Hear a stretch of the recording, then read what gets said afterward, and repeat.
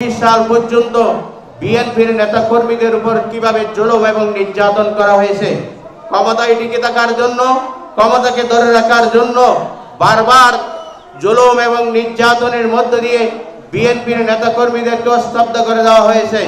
আমাদের প্রিয় নেতা তারেক রহমানকে দেশের বাইরে পাঠিয়ে দেওয়া হয়েছে। দেশনেত্রী বেগম খালেদা জিয়াকে 4 বছর ধরে কারাগারে অন্তরীণ রাখা হয়েছে। আপনারা জানেন, বেগম জিয়া কোনোখানে প্রোগ্রাম করতে পারে নাই, কোনো রাজনৈতিক প্রোগ্রামে অংশগ্রহণ করতে পারে নাই, বালুর ট্রাক দিয়ে আটকে দিয়েছেন।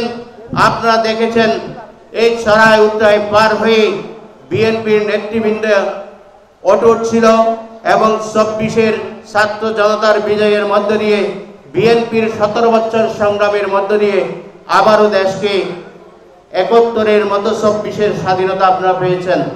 আপনারা দেখেছেন আমাদের প্রিয় নেতা তারেক রহমানের বিরুদ্ধে বর্তমানে 80টি মামলা রয়েছে, বেগম খালেদা জিয়ার বিরুদ্ধে 36টি মামলা রয়েছে।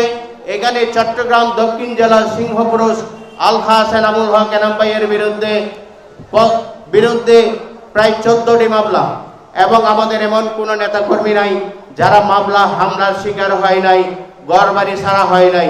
ইনশাআল্লাহ আগামী দিন হবে বিজয়ের দিন।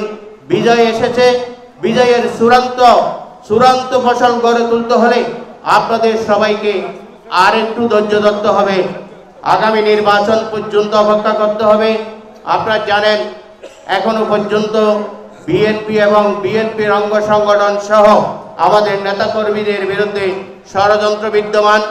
এই ষড়যন্ত্র জাল উন্মোচন করতে হলে আপনাদেরকে আবারও ঐক্যবদ্ধ হয়ে নতুন আলহাস এনামুল হক এনাম ভাইয়ের নেতৃত্বে একটি নতুন সংগ্রামের জন্য উজ্জীবিত হতে হবে।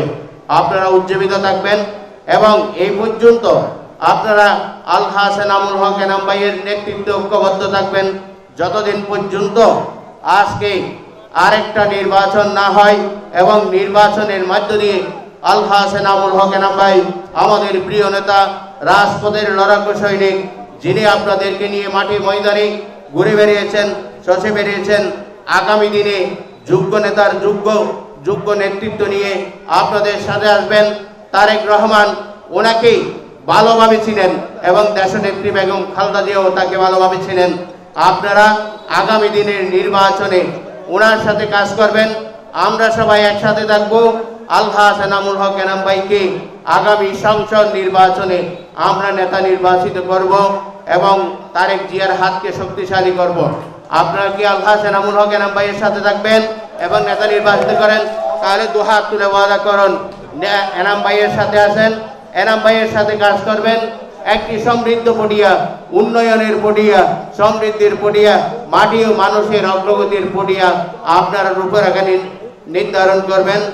আপনাদের সবাইকে এই আশাবাদ ব্যক্ত করব, আগামী দিনের আন্দোলন সংগ্রামে আগামী দিনের আপনাদেরকে আরও পরিশ্রমী ভূমিকা পালন করে দেশকে শক্তিশালী স্বয়ং সম্পূর্ণ বাংলাদেশ করে গড়ে তুলে বেগম খালেদা জিয়া, দেশনেত্রী বেগম খালেদা জিয়া, দেশ নায়ক তারেক রহমান, আমাদের প্রিয় নেতা আলহাস এনামুল হক এনাম ভাইয়ের হাতকে শক্তিশালী করবেন।